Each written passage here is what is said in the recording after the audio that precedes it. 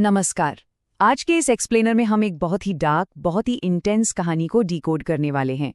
आज हम एक ऐसी सुपरनैचुरल थ्रिलर की गहराई में उतरेंगे जिसकी शुरुआत ही बीच में आए एक बेहद खौफनाक दुस्वप्न से होती है।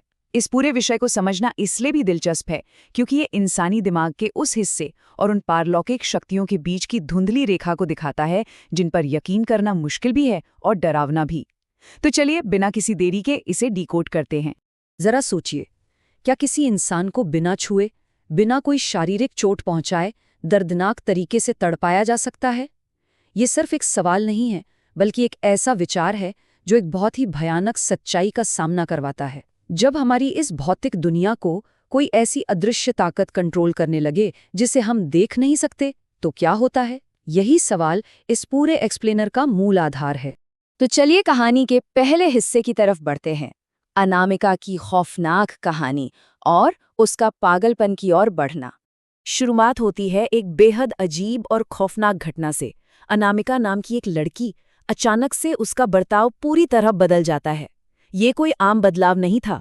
अंधेरे कमरे में पागलों की तरह काले रंग के क्रेयॉन से कागज पर आड़ी तिरछी लकीरें खींचना, फिर उस कागज को किसी टॉफी की तरह चबा जाना, और इतना ही नहीं, खुद को बाथरूम में बंद करके एकदम खौलते हुए उबलते पानी के शावर के नीचे बैठ जाना। जाहिर सी बात है, किसी भी इंसान का इस तरह अचानक से अपना मानसिक संतुलन खो देना किसी भी परिवार के लिए दहशत का कारण बन जाएगा। इस हालत में डॉक्टर्स भी पूरी तरह चकरा गए थे। उनका साफ कहना था कि इस लड़की को पहले से कोई मानसिक बीमारी नहीं है और ना ही इसके मेडिकल इतिहास में कभी ऐसा कुछ हुआ है। लेकिन उसके पूरे शरीर पर बड़े बड़े और भयानक छाले पड़े हुए थे। विज्ञान और मेडिकल लॉजिक दोनों यहां आकर पूरी तरह फेल हो गए थे, क्योंकि जो अनामिका के साथ हो रहा था उसका कोई वैज्ञानिक कारण मौजूद ही नहीं था। अब आते हैं दूसरे हिस्से पर। गुड़िया, काला जादू और पारलौकिक शक्तियों के डरावने लक्षण। अस्पताल में जो हो रहा था वो किसी आम मेडिकल इमरजेंसी से कहीं ज्यादा खौफनाक था। शरीर पर बिना किसी वजह के भयानक छाले पड़ना, ऐसा महसूस होना जैसे हजारों सुइयां एक साथ चुभोई जा रही हों, ताजे घावों से अचानक अपने आप खून बहने लगना और एक अजीब से सम्मोहन में आकर खुद को ही लहूलुहान कर लेना, ये कोई आम बीमारी के लक्षण नहीं है। अगर इन चीजों को थोड़ा भी गहराई से समझा जाए तो ये साफ समझ आता है कि ये सारे लक्षण सीधे तौर पर वोडू यानी वूडू या काले जादू के प्रभाव की तरफ इशारा कर रहे थे। और फिर दर्द से तड़पती अनामिका को अचानक एक खौफनाक सच्चाई का एहसास होता है। वो कहती है कि कोई उसे मारना चाहता है, लेकिन आसानी से नहीं, कोई उसे तड़पा तड़पा कर एक दर्दनाक मौत देना चाहता है। और ये शब्द बोलने के कुछ ही पल बाद कोई अनदेखी ताकत उस पर इस कदर हावी होती है कि वो एक फल काटने वाले चाकू से खुद को ही बुरी तरह घायल कर लेती है। ये सच में रोंगटे खड़े कर देने वाला पल है। लेकिन असली पर्दाफाश तो उसकी मौत के बाद हुआ, जिसने हर तरह की मेडिकल थ्योरी को हमेशा के लिए दफना दिया। उसकी रोती बिलखती माँ को अनामिका के पुराने कपड़ों के बीच एक काले रंग की गुड़िया मिली, जो पूरी तरह से पिन से छिदी हुई थी। और सबसे डरावनी बात पता है क्या थी? जब उस गुड़िया से एक पिन निकाली गई तो गुड़िया से खून टपका, और बिल्कुल उसी सेकंड अनामिका के बेजान शरीर के उसी हिस्से से भी खून बहने लगा। ये डार्क मैजिक और किसी सुपरनैचुरल हमले का सबसे पुख्ता और भयानक सबूत था। चलिए अब कहानी के तीसरे हिस्से पर चलते हैं। 1 साल पहले का रहस्य और इस पूरी खौफनाक साजिश का असली मकसद। इस पूरी भयानक घटना के पीछे का सच जानने के लिए हमें कहानी में ठीक 1 साल पीछे जाना होगा। यहाँ 2 बिल्कुल अलग किरदारों से हमारा सामना होता है। एक तरफ है अनामिका, बेहद खूबसूरत, बहुत अमीर, लेकिन उतनी ही ज्यादा घमंडी और क्रूर। और दूसरी तरफ है मेहुल, एकदम शांत, मासूम सा लड़का जो अनामिका के एक तरफा प्यार में पूरी तरह पागल था, लेकिन उसमें कॉन्फिडेंस की बहुत कमी थी। ये जो पावर और हैसियत का असंतुलन है ना, यही इस पूरी त्रासदी की सबसे बड़ी वजह बना। हुआ कुछ यूं कि जब मेहुल ने हिम्मत जुटाकर अपनी भावनाओं का इजहार किया, तो अनामिका ने उसे सिर्फ मना नहीं किया, उसने बड़ी बेरहमी से उसे ठुकराया, कायर कहा और एक पूरी साजिश रची ताकि पूरे कॉलेज के सामने मेहुल का मजाक बन जाए। इस भयानक सार्वजनिक अपमान ने मेहुल की आत्मा को अंदर तक तोड़कर रख दिया और वो गहरे डिप्रेशन और अकेलेपन में चला गया। लेकिन क्रूरता की हद यहीं खत्म नहीं हुई। भाग 4, झूठा आरोप और बर्बादी। एक ऐसा जानलेवा जाल जिससे निकलना नामुमकिन था। कॉलेज की वो बुलिंग जल्द ही एक बहुत ही खतरनाक क्रिमिनल साजिश में बदल गई। जरा इस घटनाक्रम को देखिए।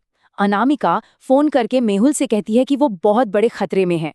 मेहुल, जो उसे बेइंतहा प्यार करता था, उसे बचाने एक सुनसान जगह पर पहुंच जाता है। लेकिन वहां पहुंचते ही अनामिका अचानक कैमरे की फ्लैशलाइट से मेहुल की आंखों को चुंधिया देती है और एक ताज़ा लाश के ठीक पास खड़े मेहुल की फोटो खींच लेती है। एकदम सोची समझी और कोल्ड ब्लडेड चाल। और फिर आता है अनामिका का वो डायलॉग जो उसके अहंकार की इंतहा दिखाता है। वो कहती है, खून मैंने किया है, लेकिन अब कातिल तुम हो, और तुम्हारे पास इतना पैसा नहीं है कि कोई तुम्हारी बेगुनाही पर यकीन करे। ये दिखाता है कि कैसे उसने अपने पैसे और रुतबे को एक हथियार की तरह इस्तेमाल किया, खुद कानून से बचने और एक मासूम की जिंदगी तबाह करने के लिए। इसके बाद मेहुल की जिंदगी पूरी तरह से नर्क बन गई। पहले ही दिन वो पुलिस के हत्थे चढ़ गया, चीखता रहा कि वो बेगुनाह है, लेकिन किसी ने नहीं सुनी। कुछ हफ्तों बाद की बात करें तो जेल की उस छोटी सी काल कोठरी में वो अपना दिमागी संतुलन खोने लगा, पागलों की तरह अपने ही बाल नोचने लगा। और फिर कुछ महीनों बाद पूरी तरह पागलपन की हालत में सिर्फ ये बड़बड़ाते हुए कि मैंने खून नहीं किया है, उसकी दर्दनाक मौत हो गई। एक सीधे साधे स्टूडेंट का ये अंजाम किसी को भी अंदर तक झकझोर सकता है। और अब हम पहुंचते हैं इस एक्सप्लेनर के आखिरी और सबसे अहम हिस्से पर, भाग 5, एक माँ का खौफनाक बदला और अहंकार की कीमत। यहाँ आकर कहानी के सारे तार जुड़ जाते हैं। जेल में मेहुल की मौत और अनामिका की उस खौफनाक तड़प के बीच का सीधा कनेक्शन अब साफ हो जाता है। इस पूरी कहानी में काले जादू का इस्तेमाल महज किसी डरावनेपन के लिए नहीं हुआ है। यहाँ इसे कर्म या कार्मिक रिट्रीब्यूशन के एक बहुत ही डार्क और विकलित हत्या के रूप में इस्तेमाल किया गया है। यूनिवर्स का वो नियम जहाँ हर कर्म का फल भुगतना पड़ता है, बस वही नियम यहाँ सबसे भयानक रूप में लागू हुआ। मेहुल की दुखी और आहत माँ के वो आखिरी शब्द सब कुछ बयां कर देते हैं। उन्होंने कहा था, मैं तुम्हें तड़प तड़प कर मरते हुए देखूंगी, बिल्कुल वैसे ही जैसे मेरा बेटा मरा था। तभी उसकी आत्मा को शांति मिलेगी। यही वो पल था जब यह साबित हो गया कि उस वुडू डॉल वाली खौफनाक सजा की मास्टरमाइंड कोई और नहीं बल्कि मेहुल की माँ थी। एक माँ का परफेक्ट लेकिन रूह कंपा देने वाला इंसाफ। तो ये पूरा विश्लेषण एक बहुत ही गहरे और विचलित करने वाले सवाल पर लाकर खड़ा कर देता है। जब किसी का बेतहाशा अहंकार एक मासूम की जिंदगी तबाह कर दे, तो क्या वो सबसे खतरनाक, सबसे काला जादू भी इंसाफ का ही एक विकृत रूप बन जाता है? आखिर एक माँ अपने बच्चे के लिए ब्रह्मांड के नियमों को किस हद तक तोड़ सकती है? ये एक ऐसा सवाल है जो कहानी खत्म होने के बहुत बाद तक जहन में गूंजता रहता है।